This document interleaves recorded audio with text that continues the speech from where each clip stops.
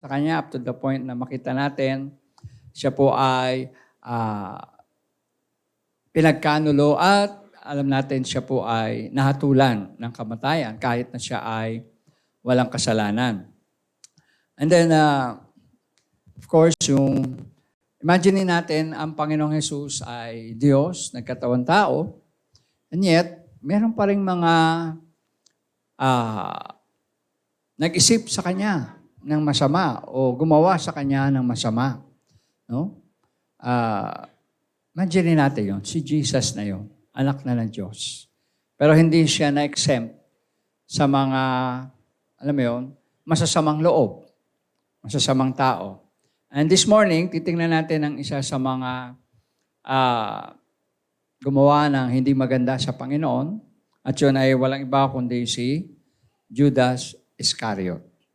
Si Judas Iscariot o sa Tagalog, si Judas Iscariote. Ayan. So ang ating topic is about the characteristics of Judas Iscariot. Ayan. Basahin nyo nga. The characteristics.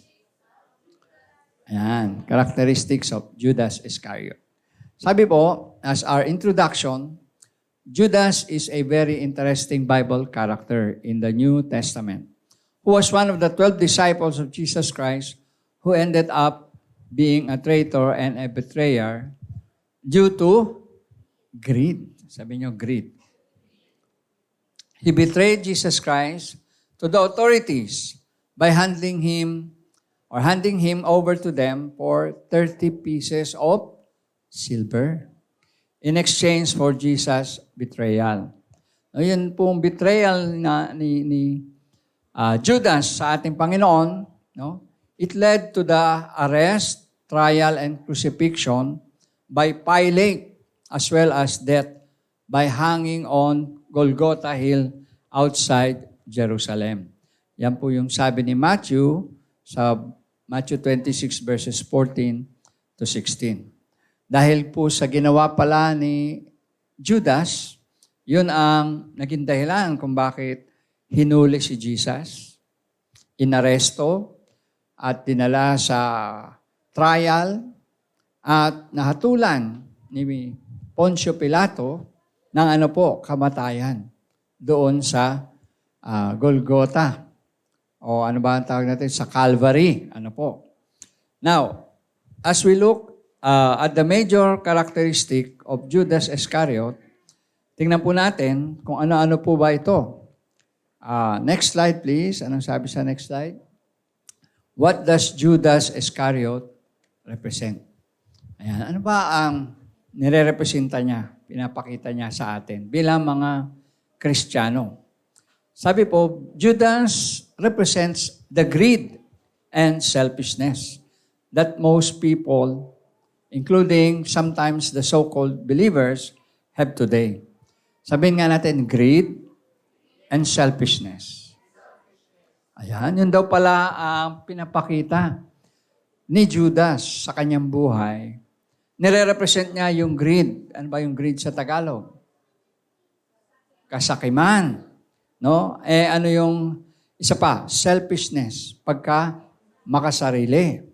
So ito raw po yung nire-represent niya, no? That most people, including the so-called believers, have today. Meron ba mga Kristiyano ngayon na sakim at makasarili? Hello? Meron kaya? Pero wala dito sa Lighthouse. Wala dito, amen. Hello? Nandun sa ibang church. Amen? Nasa bahay yung iba, hindi umattend ngayon. Nanahimik. Dapat sila nandito pala, no? Makinig po kayo, manood kayo sa online natin. Para sa inyo po ito. Ayan. Sabi niyan, Judas Iscariot would rather have money than share with others what he really had. Ayun pala ang kanyang characteristic na mas gusto niya, may pera siya, nasa kanya yung pera, kesa sa nagsishare siya sa iba. So yun pala yung selfishness.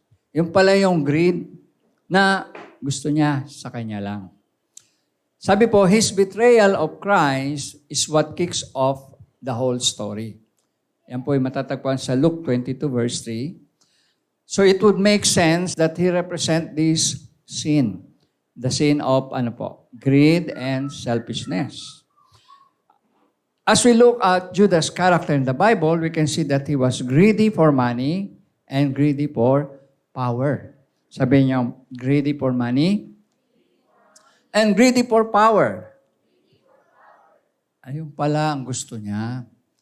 Magkamal ng salapi o pera at yung power. Magkaroon ng kapangyarihan. O siguro magkaroon ng posisyon. Magkaroon ng, anong tawag yan, impluensya sa iba. Magkaroon ng tagasunod. Marahil nakita niya si Jesus kung paano sinusunod ng mga alagad. At marahil gusto niya ganun din. So, Judas, sabi po, Iscariot wanted to be rich and famous at all costs due to his greed and love of money, even if that meant betraying the Lord Jesus Christ, which he ended up doing anyway. So dahil pala doon sa kanyang kagustuhan na yon, pagnanasa na yon, siya ay yumaman, magkapera, o maging tanyag, magkaroon ng power, no? Greed and the love of money, nagawa niya na ipagbili ang Panginoon o ipagkanulo sa 30 pilak. 30 silver. Sabi po ganon, below are the characteristics of Judas Iscariot we can learn from us believers so we don't end up like him. Gusto niyo ba maging katulad ni Judas? Ayaw. Wala sigurong nangangarap na sundan o gawin yung ginawa ni Judas. Amen po ba? So, ang ating study this morning will be a warning for us not to follow his example. Amen po ba? No? Tingnan natin, ano ba yung mga karakteristik niya na we can learn from us believers para hindi po tayo maging katulad niya. Siguro, number 1, yung huwag tayo maging greedy. Di ba? Huwag maging sakim. Huwag, ano ba tawag yun?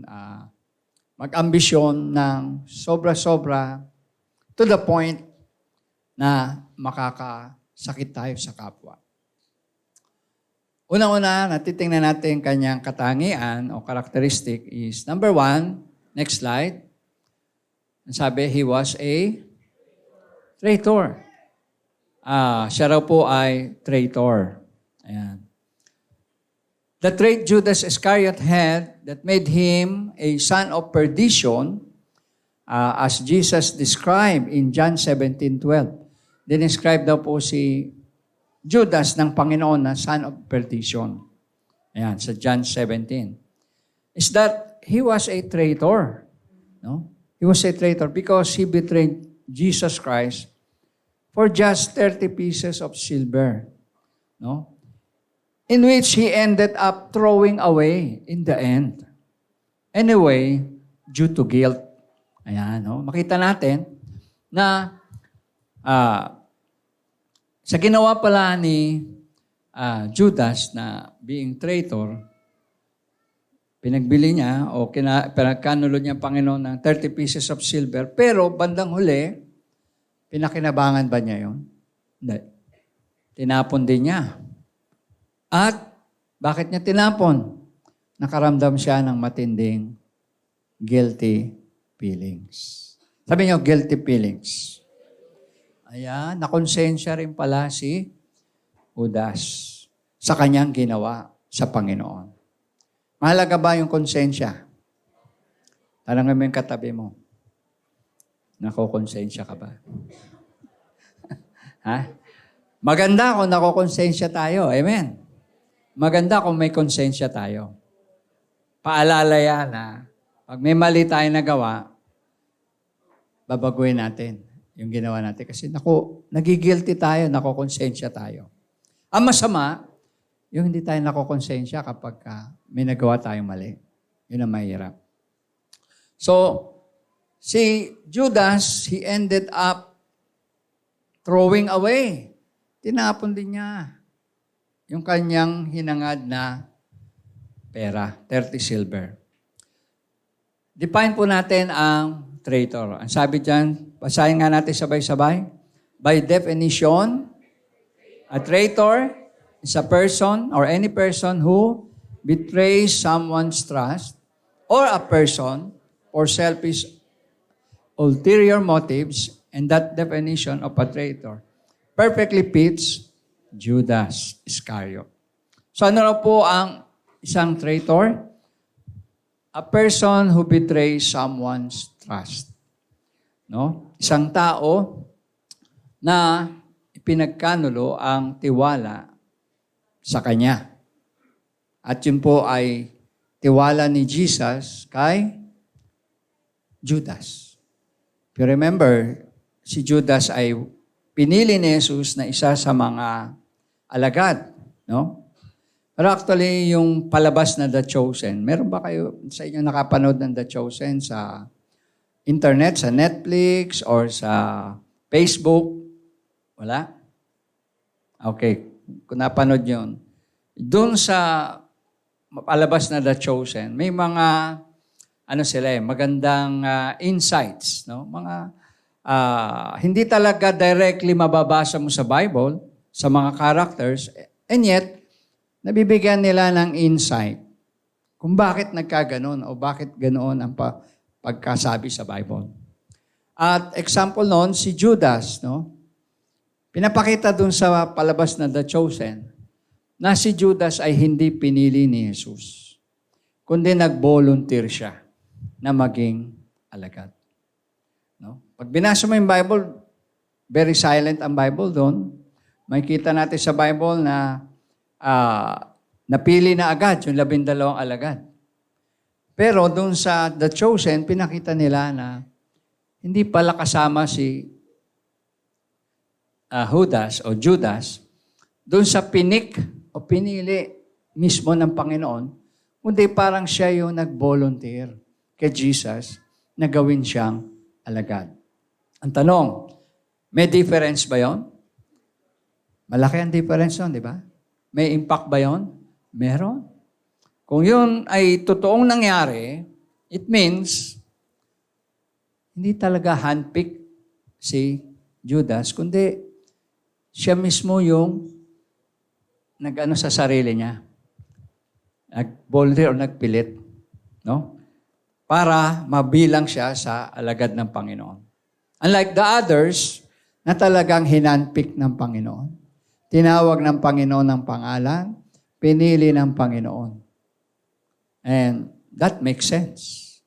Diba? Andiyan ba kayo? Now, by definition, a person, sabi, a traitor is a person who betrays someone's trust. Or who betrays a person for selfish and ulterior motives. The other meaning o synonyms ng word na traitor are the following. Betrayer, no? Backstabber, double crosser. Sa Tagalog, traidor, taksil, manloloko, at maninirang puri ng talikuran. Yun daw po ang definition niya sa Tagalog. At ito'y kumakatawan o nag-define sa karakteristik ni Judas. And titingnan natin itong mga karakteristik na to. Parang familiar ba kayo dito? Naririnig pa natin itong mga ganitong katangian o ugali sa panahon natin. Ito ba ay sa panahon lang ni Judas o hanggang ngayon merong mga ganito? Meron. May kilala ba kayong ganito? Taas sa kamay. Sabi nga, I wonder how these people feel when they do that. Alam mo yung mag-backstab ka, manira ka ng puri, manloko ka, no? Ano pa? Mantraidor ka? Meron kaya silang konsensya sa palagay niyo? Minsan anong tawag yun? Mind-boggling. Minsan, isipin natin, mga tao kaya ganito ay nakukonsensya kaya sa kanilang ginagawa. May guilty feelings kaya sila? O nakukonsensya kaya sila?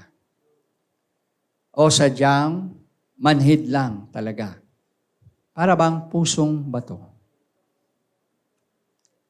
Malamang, baka minsan masaya pa sila habang ginagawa nila ang paninira sa kapwa, lalo na ng talikuran. Amen ba? Ito yung mga tao po na takot humarap sa taong sinisiraan nila, kaya patalikod silang naninira. Hindi matapang ang description, kundi mga duwag. Mga duwag ang ganitong tao, malakas lang ang loob sa ibang tao, pero duwag humarap sa taong chinichismis nila, sa taong sinisiraan nila, sa taong sinasaksak nila ng patalikod. Andiyan ba kayo? May kilala ba kayong ganong tao? Yung iba tumatango.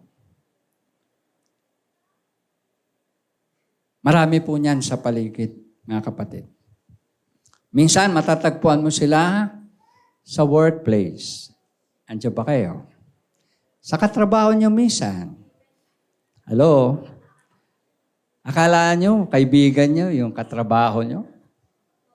Pagtalikod nyo, yari kayo. Sisiraan kayo sa boss nyo. Chismis kayo. Hello? Amen ba, Teacher Princess?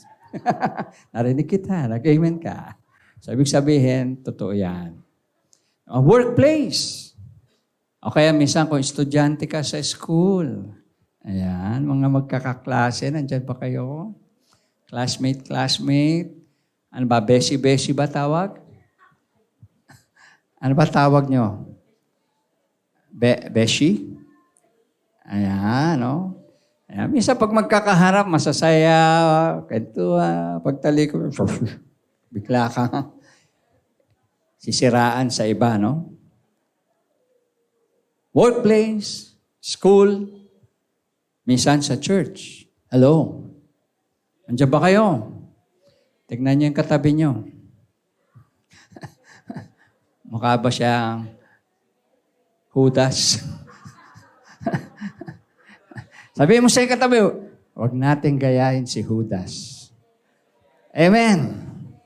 Huwag tayong manira ng kapwa. Kasi ginawa ni Judas yun sa Panginoon.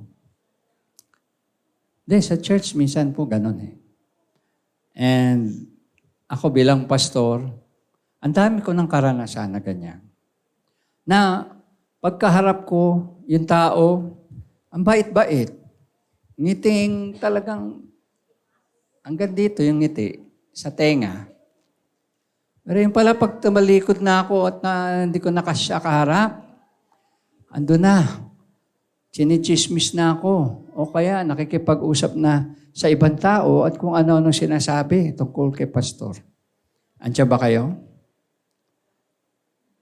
Ang tawag po doon ay traidor. Hello?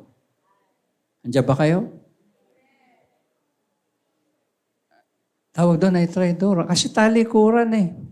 Dapat kung meron kang ayaw sa isang tao, apply na natin sa akin. Kung meron kayong hindi gusto sa akin, mapit kayo ng harapan. Mag-usap tayo. Hindi yung maririnig ko sa iba, ay, sinabi ni ganito, ni ganyan, pastor, ayan. Tandaan po natin, lahat ng kumakalat na chismis, makakarating po yan sa akin. Hello? Huwag kayong mag-isip na kinakalat nyo lang yan sa paligid at hindi makakarating sa akin. In the first place, ang motive nyo nga, yung sinasabi nyo nga or sinasabi nga ay tungkol sa akin. So natural, makakarating sa akin yan, one way or another. Amen. Mas mabuti pa, dumiretso na lang. Kasi, pag hindi ka dumiretso, chismis ang labas niyan. Amen ba? At pinaka-hate ko po na ugali dito sa loob ng church ay chismoso at chismosa. Andiyan ba kayo? Sabihin mo sa iyong katabi, kapatid, ayaw pala ni pastor ng chismoso at chismosa. Huwag natin siya i-chismis. Amen. Huwag natin siyang ikwento sa iba. O huwag tayong magsalita ng anuman laban sa kanya, sa ibang tao. Kung may sasabihin kayong laban sa akin, sabihin niyo na harapan. Kaya ko yan tanggapin.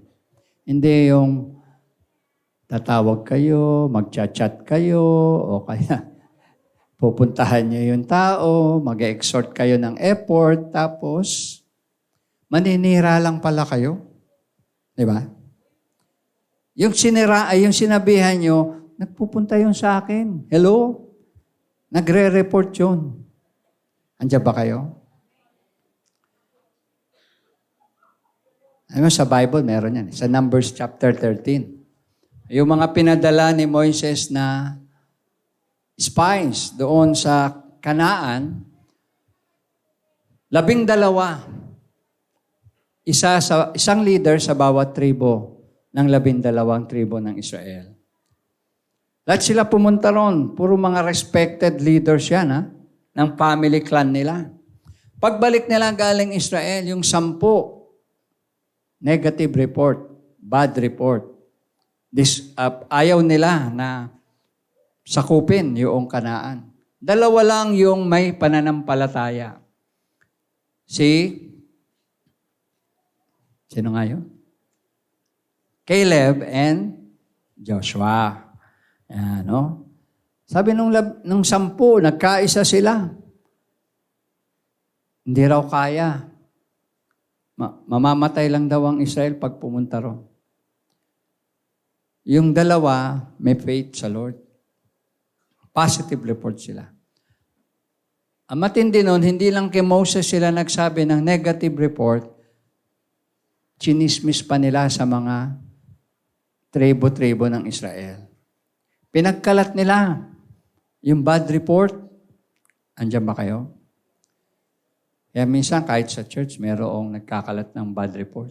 Amen ba? Anong dapat niyong gawin pagka nakarinig kayo ng bad report? Huwag niyong entertainin. Hello? Andiyan ba kayo? Huwag niyong paniwalaan. Huwag niyong encourage. Because discourage niyo yung nagsasalita ng negative. Hello? Andiyan ba kayo? Kasi ginawa ni Judas yan eh.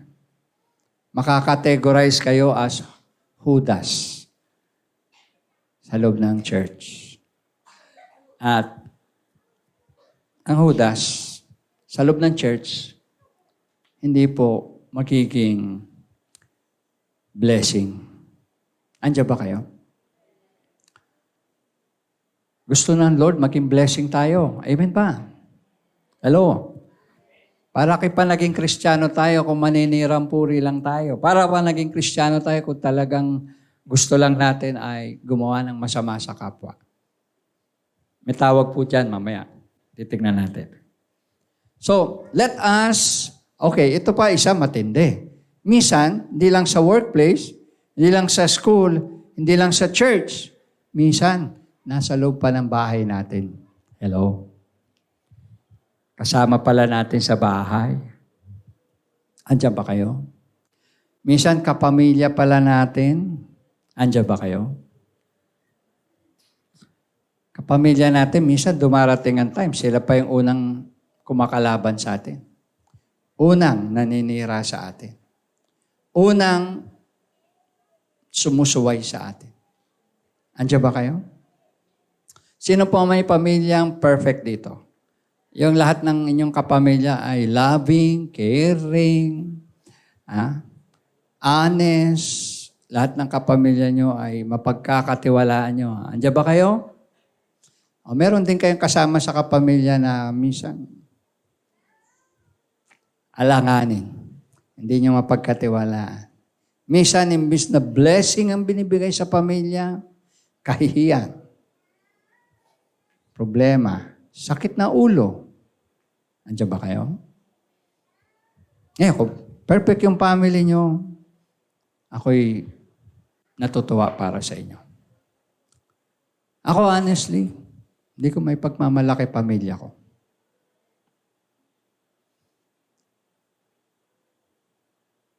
Kaya, totoo, yung sinasabi ng Bible. Amen? Hello? Misa may mga kapamilya tayo na imbis na, alam mo yun, pampagaan sa buhay. Pampabigat. Amen ba? Imbis na pataasin ka, ilahin ka, pababa. Imbis na pasayahin ka, paiiyakin ka. Hello? Andiyan ba kayo? Imbis na kasama mo nagpe-praise the Lord, hindi na nga sumasama, sinisiraan ka pa, kinakantsawan ka pa. Andiyan ba kayo? Mga lahi yan eh. Kanino lahi? Lahi ni Judas. Lahi ni Judas. Ang description ng Bible sa kanila. Sabi po, si Jesus, he fully trusted Judas, and yet he still betrayed Jesus without having any second thoughts. Hindi nagdalawang isip si Judas. I wonder kung nagdadalawang isip ba yung mga ganitong tao bago nila gawin yung kanilang ginagawa. Minsan hindi, no? Dire-diretso eh. Minsan, go nang go. And then, pagka na-booking, kapag ka nahuli, pagka nagkaroon ng confrontation, kala mo maamong tupa na nagpapakumbaba. Pero nung ginawa nila yon, walang pagpakumbaba, walang remorse. Minsan nga walang second thought. Andiyan ba kayo? Ganon si Judas. He was selfish and greedy and wanted to profit from the betrayal of our Lord Jesus Christ. Number 1, he was a traitor. Number 2, tingnan po natin. Number 2, basahin natin, he was a hypocrite. Sabi niyo, hypocrite. Ayan. Si Judas daw po ay hypocrite. Ito yung another trait of Judas na we can see in the Bible. He was a hypocrite who pretended to be a disciple of Jesus Christ outwardly. But inwardly, he was a fake disciple and betrayer who only followed Christ for money. Yung hypocrisy po ni Judas Iscariot is clearly demonstrated in the betrayal of our Lord Jesus Christ in Mark 14:43 to 52, where Judas Iscariot led the soldier to locate Jesus in the Garden of Gethsemane as he knew that was the place Jesus would be at that time. So sinasabi daw po na isang karakter ni Judas ay hypocrite. Sabi niya, hypocrite. Ano yun sa Tagalog? Hipokrito. Ayan, hipokrito. Sabi, nagkunwari siya na disciple ni Jesus sa labas, panlabas. Pero sa panloob, ang motive niya kaya siya sumusunod kay Jesus ay para sa pera. Nakita natin na siya yung nagdala ng mga soldiers doon sa Garden of Gethsemane. At ano pong ginawa niya? Paglapit niya kay Jesus, hinalikan niya si Jesus. Anong tawag po natin doon? Halik ni Judas. Minsan yung mga Judas, ganyan, lalapit pa sa'yo. Bebeso-beso. O kaya kakamay, ngingiti. Parang ang pagkaharap mo ay talagang parang tunay. Pero yung pala ay japake. Andiyan ba kayo? By definition, ang sabi dyan, hypocrites are people who pretend and claim to know Christ outwardly, but prove otherwise their actions and lifestyles, just as Judas Iscariot proved that he was a hypocrite by betraying Christ for 30 pieces of silver. Makita po natin, pretender, nagkukunwari, yun daw po ang definition ng hypocrite. And sometimes, yun nga kahit sa buhay ng Kristiyano, di ba makakapansin kayo, may naririnig tayo minsan na comment, ganyan ba ang Kristiyano? Parang sinasabi nila, may nagkiklaim ng Christian, pero iba ang ginagawa. Salungat sa pagiging Kristiyano yung ginagawa. Ito talagang salungat, yung betrayal o pagbibetray ay salungat. Sabi even in the church today, there are many fake, hypocritical Christians, just like Judas Iscariot, who pretend to know Christ outwardly, but in reality, they are not, which manifested by their actions and lifestyles. Again, totoo po yun na hindi lahat ng nasa loob ng church ay totoong Christian. Andiyan ba kayo? We can pretend. Pwede tayong umupo dyan, makinig. Pwede tayong sumabay sa praise and worship. Pwede tayong, alam mo yun, gumawa outwardly. Pero yung laman ng puso natin, yun ang magpapatunay kung tunay tayong Kristiyano o hindi. Andiyan ba kayo? Ang tunay na Kristiyano ay hindi gagawa ng ikakasira ng iba. Amen po ba? Ang tunay na Kristiyano hindi mag-iisip ng masama laban sa kanyang kapwa. Andiyan ba kayo?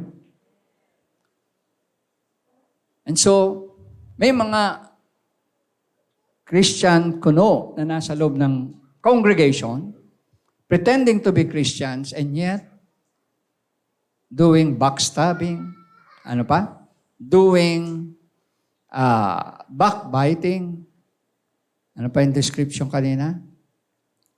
Doing slandering, andiyan ba kayo? Double crossing, betraying. So, kahit na mag-confess yan ng Christian sila, with their actions, it only shows na hindi pala totoo sila. They are fake. Ito yung mga tao po nagpapanggap na mabait, papanggap na banal, hindi makabasag pinggan. Pagkaharap mo, pero pagtalikod mo ay sila po yung sasaksak sa iyo. Kunwari, kaibigan mo, yung pala ay mortal mong kaaway. Kunwari ay kasangga mo, kakampi mo, yung pala sila yung papatay sa iyo. Andiyan ba kayo? Sila yung mga lobo na nag-aanyong tupa. Sa loob ng church ay may mga ganito pong tao. Whether we accept it or not, this is the truth. Even in the Bible, sinasabi ang lobo o ang asong gubat ay nag-aanyong tupa para makalinlang at makapinsala. Pangiti-ngiti, pagkaharap, mukhang walang muwang, kuno. Pero pag di ka nakaharap ay nagbibida-bida sa iba at sinisiraan ka sa ibang tao. Walang magaling kundi siya lang. Kaya ingat po tayo mga kapatid. Baka yung katabi natin ay nagpapanggap na Kristiyano. Pero totoo, hindi pala. Baka siya ay nagdadala ng chismis, paninira at gulo sa ating simbahan. Kailangan po natin dito yung discernment. Sabihin niyo, discernment. Discernment of the Spirit na galing sa Diyos. Pag may alam po tayong ganito na tao, no? Naka-encounter kayo ng ganito sa loob ng church, tamain po natin sila. Correct po natin sila. Sawayin po natin sila. I-rebuke natin sila. Pag hindi sila nakinig, magsama po tayo ng 2 o 3 witnesses para sila ay makorek. Biblical po yan. Pero pag hindi pa rin po sila nagbago, ang payo po ng Bible ay layuan sila. Andiyan ba kayo? Number 3 na karakteristik ni Judas ay he was a betrayer. Sabi niya, betrayer. Sabi po, being a betrayer is perhaps the most important evil trait Judas Iscariot had made him, or that had made him betray Jesus without any remorse due to his greed and love of money. It's the reason why he agreed with the Pharisees in Luke 22:24 that he's going to hand over to them Jesus Christ if they promise to give him money, which the Pharisees and the chief priests agreed to. With the agreement set and sealed, sabi po, all that was left of Judas Iscariot was to do or was to hand over Christ to them. And he would get his 30 pieces of silver, in which he did when he showed the Roman soldiers where Jesus hid, which led to crucifixion. Imaginein po natin, si Jesus nandito nung time na yon, nangangaral, nagpapagaling, bumubuhay ng patay, nag-spread ng love of God, ng salvation, and yet, nagawa pa rin sa kanya. Ni Judas, nagawa pa rin sa kanya ng mga Pariseo, ng mga chief priests. Kaya sabi ko, wala talagang exemption pagdating sa gawa ng kaaway. Andiyan ba kayo? Sa mundong ito, huwag nating iisipin na safe tayo. Andiyan ba kayo?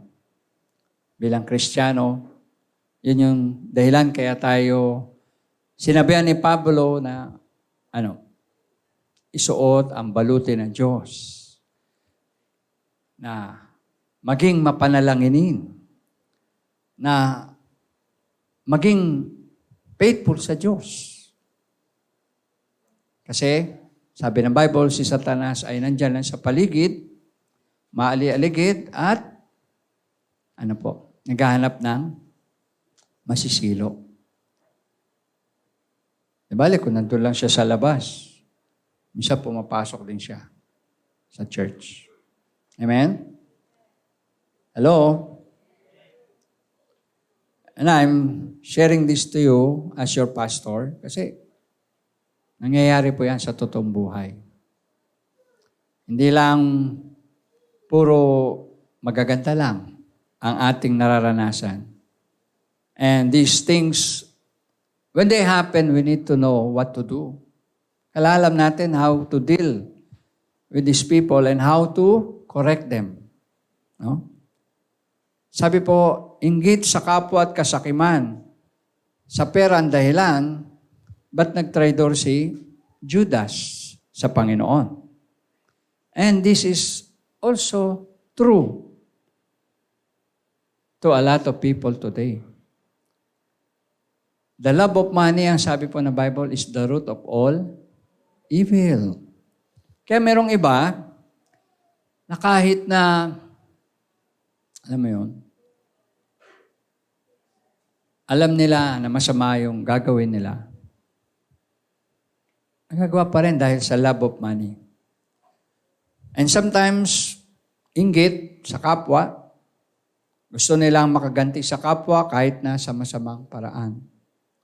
Nandiyan yung attitude na mapaghiganti, hindi magpapatalo, hindi magpapaagrabyado, na yung mga nasa isip ng mga gumagawa nito. No?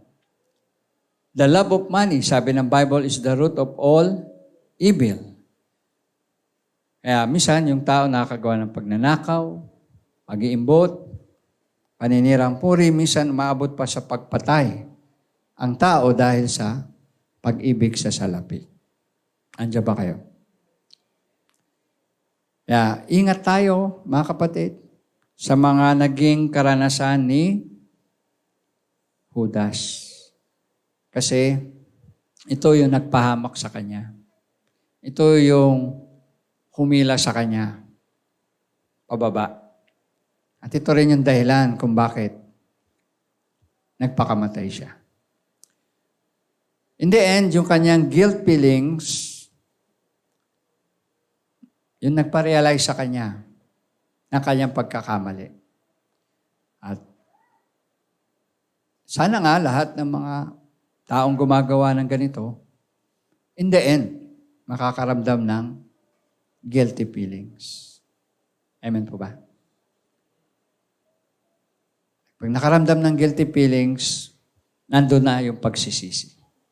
Nandun na yung paghingi ng tawad. Pero, itong message na to, sinishare natin ngayon, para hindi na tayo umabot doon sa punto na magkakasala pa tayo. Tsaka tayo hingi ng tawad. Ito ay parang warning na. Paalaala, reminder. Para sa ganon, maiwas tayo sa pagkakamali na ginawa ni Judas sa Panginoon. Tandaan natin, pag ito ginawa natin sa kapwa natin, ginawa na rin natin to sa Panginoon. Andiyan ba kayo? What you did, sabi ni Jesus, to the least of these brethren, you did it also unto me. So if we think, iba yon. Iba naman yung binanggit ni Jesus na kabutihan lang ang pwedeng i-count ni Lord na ginawa natin para sa Kanya, ay nagkakamali po tayo. Lahat ng ginagawa natin sa kapwa, whether good or bad, merong say ang Panginoon dyan. Amen. At yun yung ating iingatan kung paano tayo titingnan ng Panginoon. We can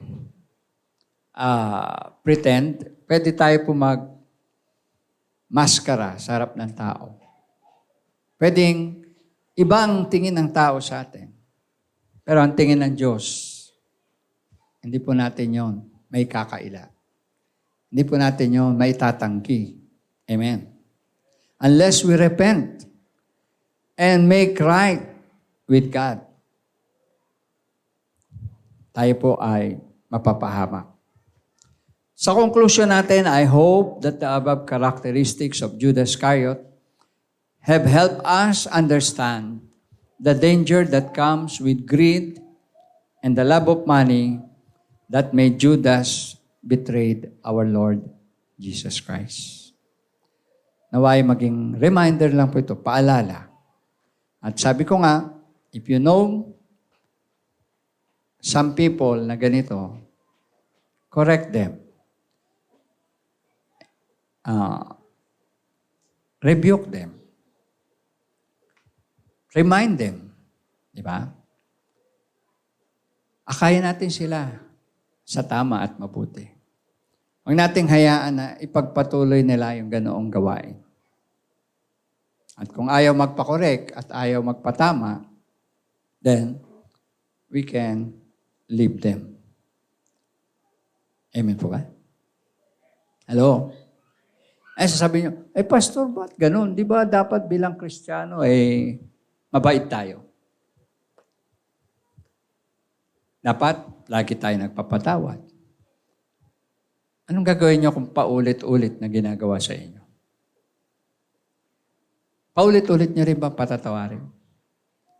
Sabi niya, Opo, Pastor, kasi sabi ni Jesus 70 times 7.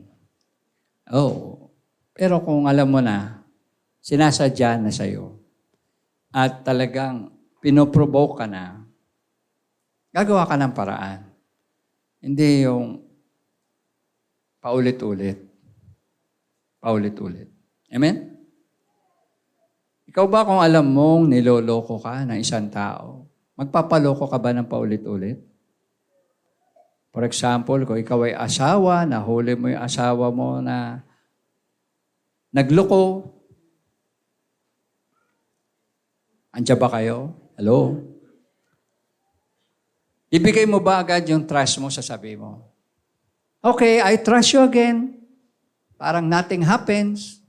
Hindi ho ganun yung mga asawa, lalo na yung mga babae. Andiyan ba kayo? Hello? Minsan lang kayong lokohin ang asawa nyo, sigurado ko sa inyo, hindi na kayo magtitiwala ng gaya ng dati. Amen ba? Hello? Mahirap ibalik ang tiwala ng taong gumawa sa iyo ng hindi maganda. Tama po ba? Kahit Kristiyano ka, kahit nasabihin pang leader ka, kahit sabihin pang matured Christian ka.